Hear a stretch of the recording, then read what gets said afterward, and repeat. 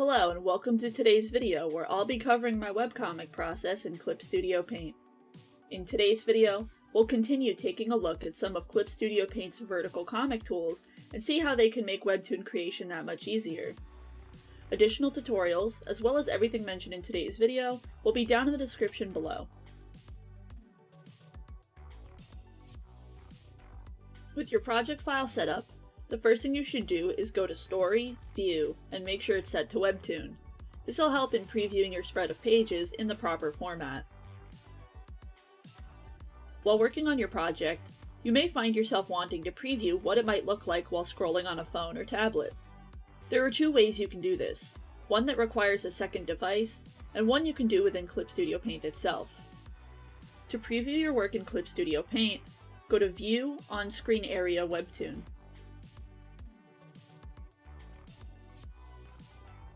This will put a mask over your work that you can adjust by moving it up and down with the navigator panel.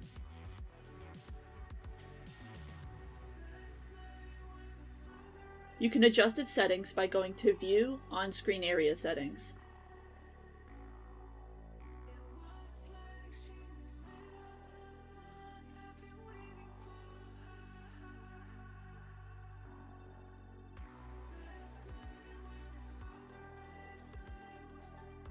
To preview your work with an actual secondary device, you'll need to download the Clip Studio Paint app on that device.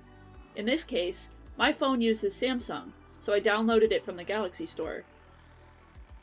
For the purposes of this video, I've got my phone screen displayed here on my desktop, but imagine the screen is normally on my smartphone.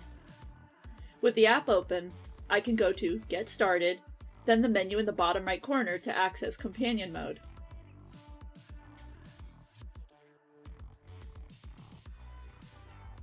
If your device hasn't been connected to your main device's Clip Studio Paint yet, you can do so by going to File, Connect to Smartphone, then scanning the QR code listed in the app. When it connects, your project should now be projected onto your phone screen and ready to view. You can scroll through it like you would while reading any comic, and any changes made on the main device will be projected over onto the second device soon after. This is my preferred way to preview my vertical comics, as it really gives you a good idea of how the reader will see your work firsthand without you having to export anything. I find that sometimes while I'm working on a vertical comic, I struggle with gauging how far apart I want to place my panels to get the right vibes across. For my horror series, for example, spacing out panels can build up tension, so I want to make sure I'm providing enough scrolling space between those panels during an intense scene. So it really helps to have a scrollable preview up on my phone, while I can nudge panels around on my computer till they're positioned just right. One tip for quickly adding in text is to use the Story Editor feature under the Story menu. You can find this by going to Story, Edit Text, Open Story Editor. Here it'll show you a full spread of what text is on each page.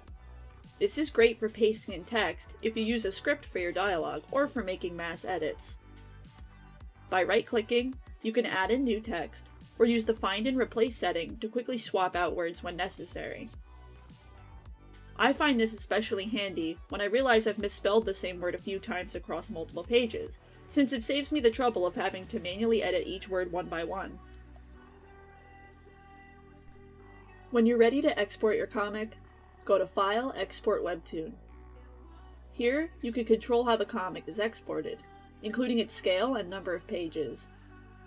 Under File Export Settings, you can decide whether you'd like the project exported as one long canvas, individual pages, or at certain division points based on your canvas height.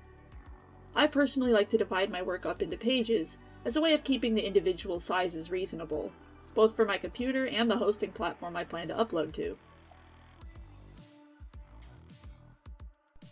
Those are the basics for how Clip Studio Paint can help you create a vertical webcomic with ease.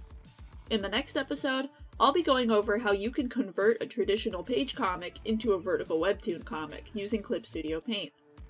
Check the description below for my social media links and more tutorials. Thanks for watching, and I hope to see you next time.